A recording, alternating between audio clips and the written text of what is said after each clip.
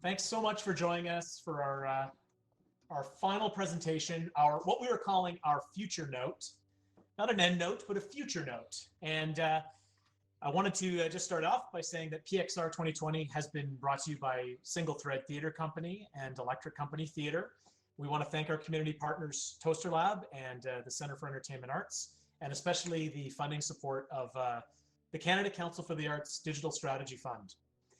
We'd like to acknowledge that we've organized this event primarily on the traditional, ancestral, and unceded territory of the Coast Salish peoples, the Squamish, the Tsleil-Waututh, and the Musqueam nations. And now it is my great joy, honor, pleasure to introduce to you someone that I have met entirely through VR. And I think for me, like when I think of like what's been the benefit of all this, well, it was getting to meet this awesome person, Koyczan. Casey is an installation and sound artist, and he's going to speak to us about his process of learning to sculpt in VR and how he has integrated digital tools into his practice. So Casey, take it away, my friend, and let's give him a round of applause. Awesome. Thank you, Masicho. Yeah, this is great to be able to do a talk somewhat in person. This is my first virtual reality artist talk, and I'd be lying if I said the nervousness still wasn't coming through, but it kind of is. So yeah, it's a great opportunity, and it's been great getting to know Alex and Aiden and Clayton and the other organizers of this event, because I feel it's a very forward-moving sort of way to still be enveloped in the arts and theater world. So my name is Koyczan. I'm a Tlicho Dene interdisciplinary artist from Yellowknife, Northwest Territories. I'm currently living in Winnipeg, Manitoba, where I'm navigating my way through a Master of Fine Arts degree at the University of Manitoba, which is weird, you know, just as is everything these days. But I'm going to take you through some of my earlier work, kind of like a brief history of all of my artwork leading up until now, and kind of the segue into VR from my installation work. So this is a piece called it's an audio map, basically, of the Kamloops area where I did my Bachelor of Fine Arts at Thompson Rivers University.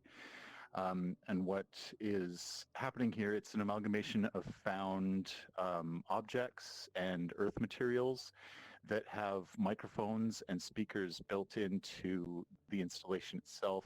Behind the big sort of piece there in the left of center, behind that is a bunch of effect pedals, like a distortion, delay, and a preamp that sends the input from the mics to the speakers, so that people have a sort of interaction with the installation sculpture itself. You'll see in the bottom left-hand corner there, it's plugged into the wall, which kind of powers everything. This was the first time that I created a installation with earth materials indoors. So it was the first time that I realized that scent and smell was starting to become a part of my artwork, because you can actually smell the materials when you're in the space. This is my pride and joy, and the dragon that I've been chasing ever since I created it. It's called the Mode of Ascension, and it was my fourth year Bachelor of Fine Arts work. This is a log that is about 8 feet high by 2.5 feet in circumference, diameter, and it's hollowed out 3/4 of the way through. And how I acquired this log was that there was a pine beetle infestation which happened within the southern interior of BC, and half of the trees on campus were cut down. Alex, are you megaphoned right now? I'm getting feedback.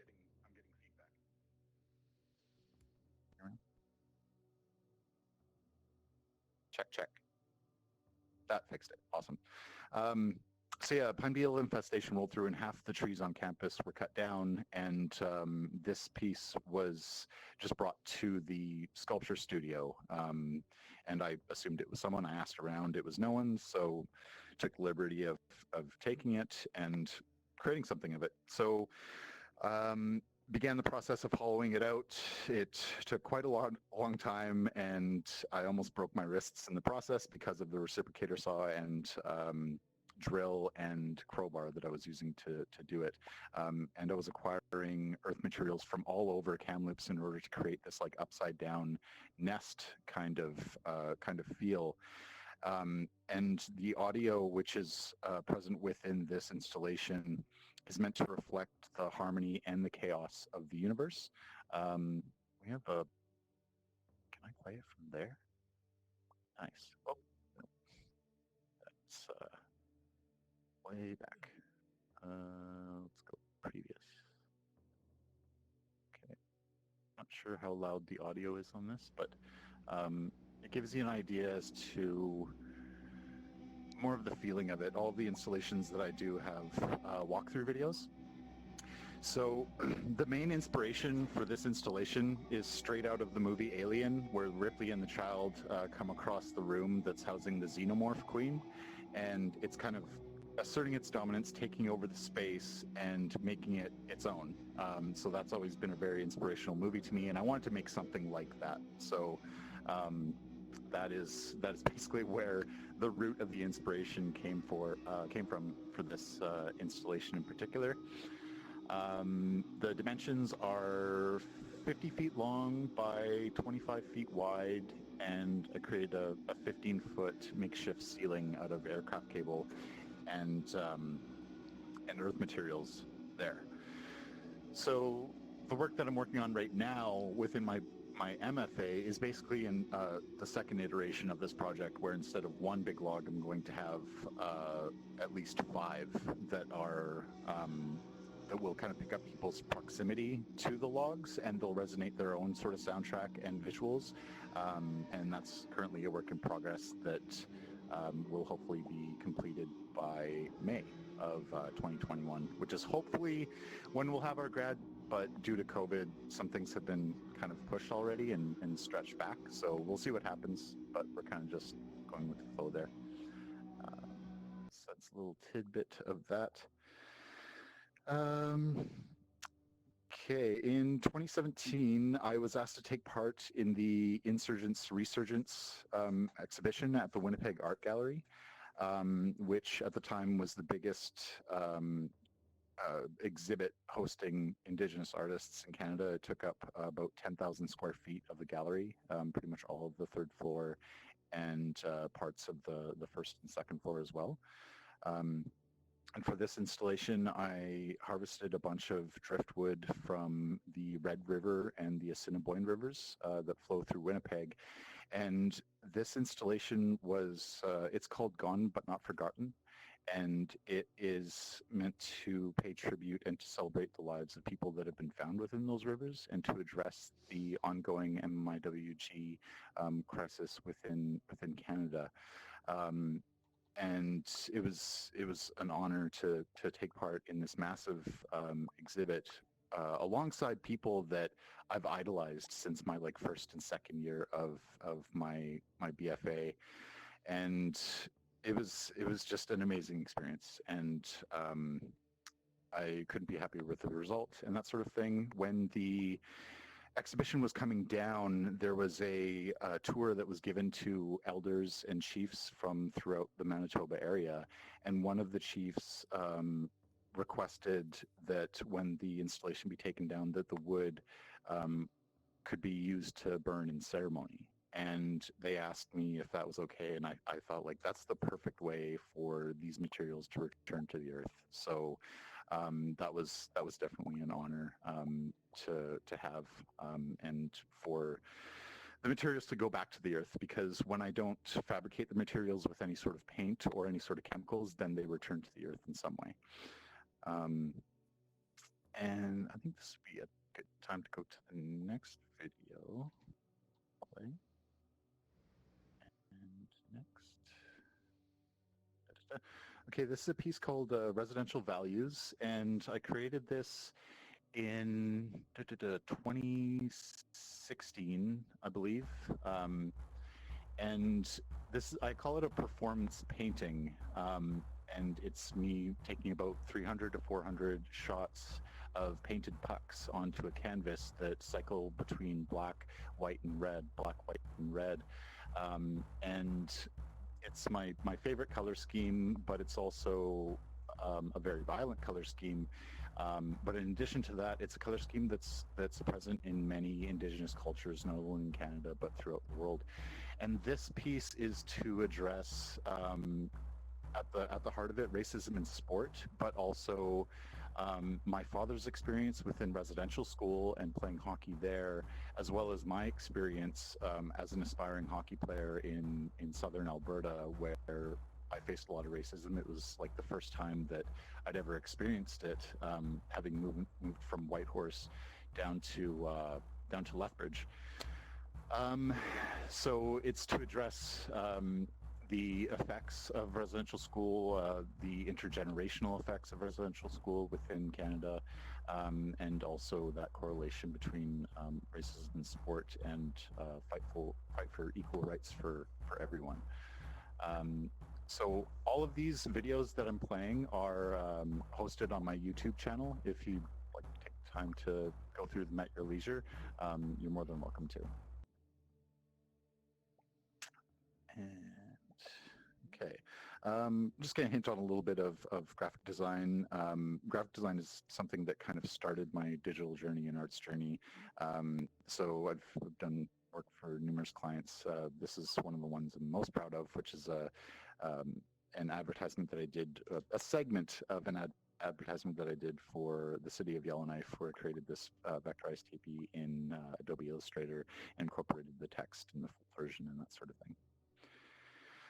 I had the honor of working on a video game. It was the first video game that I helped out with, called Thunderbird Strike. The lead creator was Elizabeth Pensier, and she asked me to do the music and the sound effects and also the narration for the video game. And ever since I was a kid, I've always wanted to do like voices for cartoons and stuff like that. So it was an opportunity for me to do some voice acting. So I went with this kind of like wrestler kind of Indigenous kind of angle on things and came up with the voice for Thunderbird Strike. So I was to create a bunch of different assets for that, and it was a lot of fun to work on, and it was about 2 years of development, very limited budget. But it was more so the concept of the thing, because the video game is about a legendary Thunderbird who is basically destroying the oil and gas industry with their lightning eyes and ripping out pipeline from the ground with their claws and that sort of thing. So as soon as she pitched the idea to me, it's like, I'm totally in. I don't care what I get paid, blah, blah, blah. And it was submitted to the Imaginative Film and Media Arts Festival in 2017, and it won Best Digital Media of that year, which was an amazing opportunity. However, 2 weeks later, there was an article that was released by Fox News, basically labeling us as eco-terrorists, and that was a whole thing, which was, I don't know. It was very interesting. There was a lot of paranoia coming from me as well. It's like, am I going to be blacklisted from flights? Like, can I not fly anywhere? Blah, blah, blah. And I really sympathize with Elizabeth, because being the lead, she naturally took a lot of the primary heat from all of that, from big oil and all that sort of thing. But regardless, I'm very proud of my work on this game, and I'd really like to have the opportunity to do it again. Okay, so before I get into some of the VR stuff, I'll play the rest of these videos. Let's see what we have next. Oops. Do this. Da-da. Okay, so I'm also a audio artist and musician. One of my aliases for more of my harder kind of sounding electronic work is Naga, and with this music video, which I created myself, I collaborated with Tanya Snow, who is a Inuit throat singer from Yellowknife. This work was shown at the 2018 Imaginative Festival, I believe. It was a lot of fun to work on not only this song but the video as well. And Tanya allowed me to experiment with her voice and her throat singing a little bit. So there's some instances within the song and composition where I'm doing a bunch of octaves and kind of crazy cuts and that sort of thing. And utilizing some stock footage of nature and animals and that sort of thing to bring the whole concept together. I haven't really played much music or live music from February 2019 to February 2020, just so that I could focus on my artwork. So this was the last music video that I made, but in the future when I release my full LP, there'll be more videos and compositions that kind of come out of that. I have a free EP as Naga to download off of Bandcamp, and that's available within or accessible within my website. There's a link for that at the end there. So what everyone is here for, I assume, is to hear about some of the VR stuff. So I will be completely honest, the main reason why I got into VR was because of the video game Superhot. Raise your hand if you've ever played Superhot before. Couple people. Awesome. Right on. Okay, so yeah, that was the whole reason why I got into VR in the first place. And so I played about 100 to 200 hours of Superhot, and the person or the organization, Western Arctic Moving Pictures, who lent me the VR headset and the gaming laptop at the time, they wanted to push me to do more. So they influenced me to start working with Tilt Brush, and I was kind of surprised as to how quickly I picked it up, because within my journey as an artist, before going to do my BFA at Thompson Rivers University, I really wanted to be able to draw and paint really well, but I'm not good at it. Like it was something that I really pushed for, but I had to accept that it wasn't my strong point. However, when I started to paint and draw in Tilt Brush, something just clicked, and I knew that it was all about that Z axis, to be able to look around the strokes and the brushes that you're making and to really render something that you can get a better idea for shape and form and that sort of thing. So this idea came from a actual installation idea that I wanted to do, where I would put a whole bunch of spruce boughs that cover an entire city intersection in Yellowknife. And I was thinking about this, it was going to be a guerrilla installation, that sort of thing, but the more I thought about it, I realized that it could possibly be an installation that could like I could get charged for it. Like, you know, I started thinking, like, if someone was driving across this and it messes with their vehicle, I could maybe be charged with tampering with a motor vehicle or something like that. So I just decided to do it in VR, and took it one step further and created a teepee within an intersection, kind of like this reclamation sort of idea and project as well. And this is a piece that I created called Raven Gods. And when I started in VR, I automatically started to be inspired by and create artworks that were about the legends of not only indigeneity as a whole, but the legends of the Northwest Territories. And to us, ravens in Yellowknife and the Northwest Territories are very sacred animals. So I was going for this, like, council of shadowy figures kind of thing, inspired by Clone High. I don't know if any of you have seen that cartoon, but that was one of the inspirations that came from this. And they're kind of just like watching over us and kind of just making sure that we respect the land and each other and that sort of thing. And it was one of the first pieces that I did where I really pushed that scale element of virtual reality, because in Yellowknife, there's not a lot of spaces that you could rent to actually do physical large-scale work. So one of the things that was really attractive to me about VR is that you can create something gigantic within a 6-foot space in your home. So as a large-scale artist, I really enjoyed that sort of process. So this was kind of the idea I had to really push that for myself. And in continuing with the aesthetic of making northern animals and whatnot, this piece actually came from a dream that I had while I was spending the night at my mom's cabin, which is about 30 to 40 minutes outside of Yellowknife.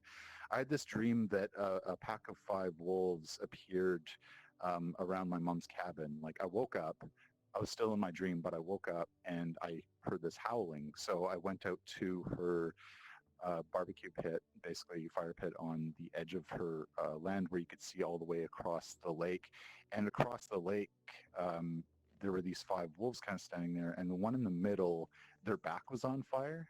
And from this vast distance, I could feel that heat somehow, and I could see their eyes. And when I had that kind of connection with them, they all kind of ran over to kind of like the north side of the lake. And then when I woke up, my mom asked me if I'd heard any wolves. And I was like, well, I had a dream about some wolves. And she said that there was a pack of wolves that appeared around the cabin last night, and the cabin across the road from my mom's cabin, they just had a litter of puppies a couple days previously. So unfortunately, the wolves killed the mother, the father, and 2 of the puppies, and there was 2 puppies remaining, and my mom adopted one of the puppies as her own. So it was a very serendipitous kind of surreal experience to have that, but I also felt obligated to kind of create something that would be there as like a memory for I guess that instance. And one of the legends of the Northwest Territories is the giant beavers that used to roam the north and occupy the lakes. And legend has it that these giant beavers would kill people who were trying to cross the lakes in their birch bark canoes. So I wanted to make something that was an intro to kind of that idea. I know this beaver looks really happy and that sort of thing, but in the future that'll change because we want to implement it into this VR experience that we're creating called Wanaze Keoke Sea Visions, which is like a virtual reality 360 experience of all of the legends of the Northwest Territories. We have more so in the southern sort of areas of the NWT, we have a lot of bison who occupy a lot of the woods, but also the roads.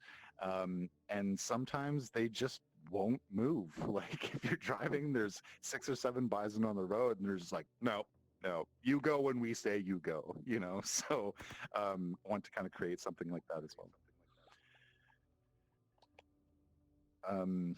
And I'm getting a bit of feedback again. Check. Okay, I'll just go on. Okay. So this is implemented into our, actually, I think that might be Alex. Could you, oh, there we go, never mind.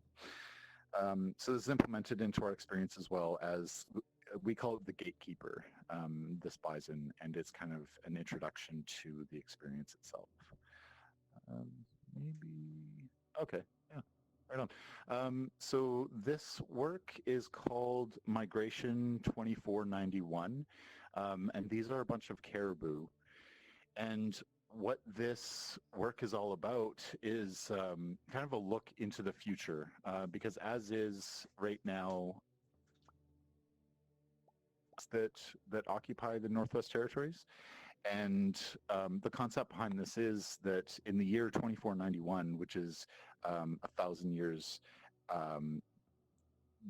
after the North America was colonized, that in the future up in the Northwest Territories that there's going to be so many diamond mines within the land and structures up there that caribou won't be able to migrate properly to their breeding grounds because they're already having a really hard time. Their migration patterns are getting disrupted, and it's always fluctuating every year. So my thought is that in the year 2491, one way that the caribou can migrate is by way of a giant portal, so that they can migrate safely, they can go to their breeding grounds and feeding grounds and come back and everyone's happy, and it's sort of an instance to like save the caribou. Next. Oh, I'll save that one for later. Actually, no, I'll save that one right now because I'm almost done. Okay, so this was my first VR commission that I created, and it's called With the Ancestors. This was created for the Urban Society of Aboriginal Youth. That's their logo there on the back of the shawl and the regalia. And it's two fancy dancers, an adult and a youth, and this really communicates like the empowerment of women and girls, but also the transference of knowledge and technique by way of dancing. So I wanted to make it a beautiful piece and something that really honored the people in Alberta. The regalia is inspired by Blackfoot designs, and with the concept of you're dancing with the ancestors. So an ancestor is up in the sky, kind of watching over them and watching over the powwow. The arbor is inspired by the Kamloops powwow grounds in Kamloops, BC. Yeah, so that is a kind of general idea as to where I've been, where I'm coming from, and where I'm currently at, and where I plan to go in the future. A lot of these VR creations are kind of like sketches that will hopefully develop into something bigger, other collaborative ideas, and that sort of thing. If you want to follow me on any sort of social media, these are all my links. I honestly am not on Twitter like at all. I find it, this is just me, but I find it to be a very toxic kind of platform. So I generally just kind of stay away from it, but I'm mostly avidly on Instagram and Facebook, and those are my websites. I show a lot of works in progress because I really enjoy seeing other people's works in progress, and how a project kind of comes from conceptualization to fruition. So I really like to put that out there as well. So yeah, thank you, Masai Cho. I appreciate everyone coming out and all the hearts and claps and that sort of thing. I gotta take a picture of that. It was great. Yeah, Cool. that's amazing. Thank you, Casey. That was awesome. Do you want to take a question or two, or? Absolutely, yeah. Yeah. Okay. Any questions for Casey? Let's see if I can monitor.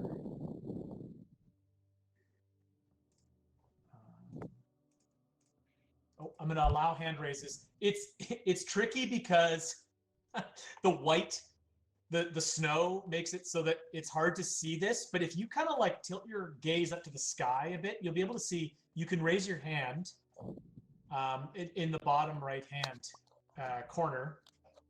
Oh, okay. We have a question. We have a question from Raven. Raven, I'm going to put you on air. Okay, Raven, go ahead. Hey, I wanted to hear about how you decided where the 4 sacred directions would be in the space.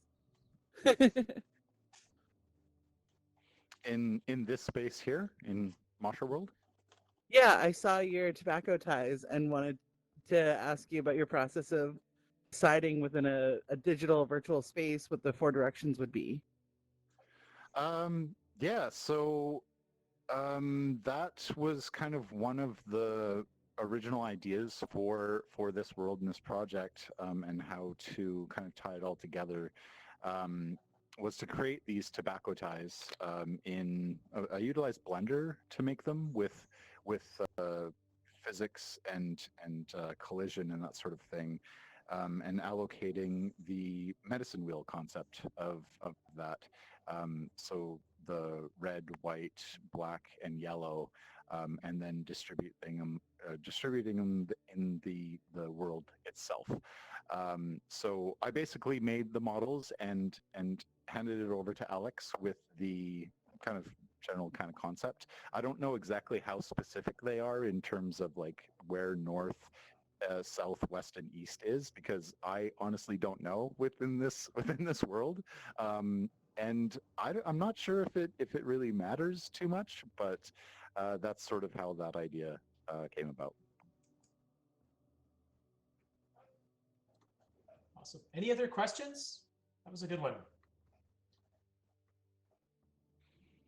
Okay. All right. Is there another one? I think that's everyone. Okay. All right. So people have found the fireworks. I do want to maybe let's give her another round of applause for Casey, and then I think I will. I just have a few things I'd like to say, just to thank a few people. But round of applause for Casey. Casey, thanks so much for taking the time to do this, and it was so great to hear about your journey with this all these cool new tools. Absolutely, my pleasure. So, yes, and feel free to shoot off some fireworks as I do this.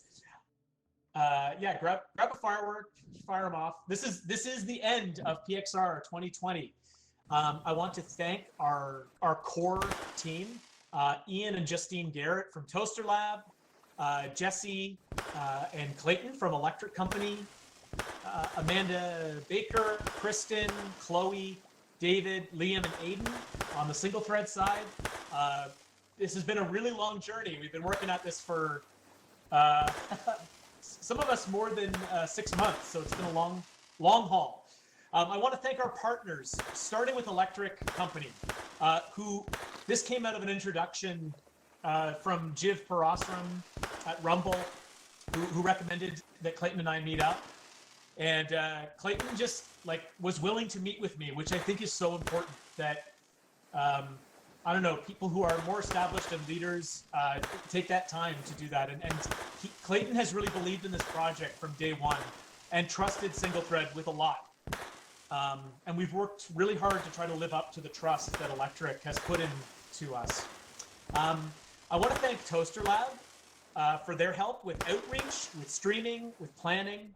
I want to thank Cohort for contributing their staff, their time to helping us with workshops. I want to thank Outside the March, Vancouver VR, CEA, and the Culture for their support and engagement. I want to thank our steering committee, who have helped guide this event and have been fantastic at advising our decision-making.